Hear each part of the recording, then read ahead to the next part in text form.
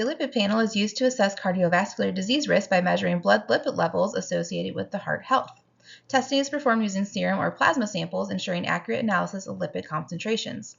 The panel measures various lipid levels, including cholesterol and triglycerides, to evaluate the patient's lipid level. It is also valuable for monitoring response to lipid-lowering therapies, helping to guide treatment decisions and assess effectiveness.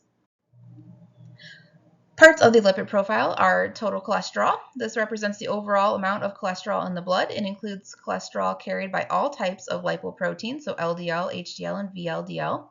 It's used as a general indicator of cardiovascular risk, but must be interpreted with other lipid values. Then we have the low-density lipoprotein cholesterol, or the LDL. This is known as bad cholesterol. It transports cholesterol from the liver to the peripheral tissues.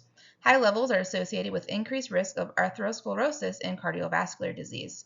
Target for cholesterol-lowering therapies. Then we have high-density lipoprotein cholesterol, or HDL, which is known as the good cholesterol. This transports cholesterol from peripheral tissues back to the liver for excretion.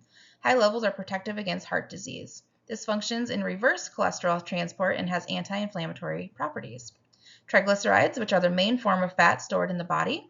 So high triglyceride levels can contribute to the risk of cardiovascular disease. Elevated levels may be related to metabolic conditions like diabetes and obesity. Then we have the VLDL, which is a very low-density lipoprotein cholesterol. This is sometimes calculated rather than directly measured, and it transports triglycerides and cholesterol from the liver to tissues. It's considered as a precursor to the LDL, and elevated levels can also contribute to atherosclerosis. If you have a high LDL and triglycerides, we can have an increased risk of cardiovascular problems. So elevated LDL cholesterol promotes plaque buildup in the arteries. High triglyceride levels also contribute to cardiovascular disease risk. Both increase the chance of heart attacks and strokes. Low HDL cholesterol increases cardiovascular risk as well. Low HDL cholesterol reduces the body's ability to remove cholesterol from arteries. It's associated with a higher risk of heart disease. HDL is protective, so lower levels are generally unfavorable.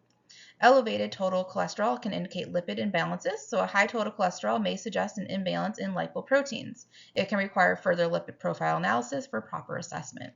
If you have severely high triglycerides, it may cause pancreatitis. So extremely elevated triglycerides, usually greater than 1,000 milligrams per deciliter, increase the risk of pancreatitis, which is the inflammation of the pancreas. This is a medical emergency and will require prompt treatment.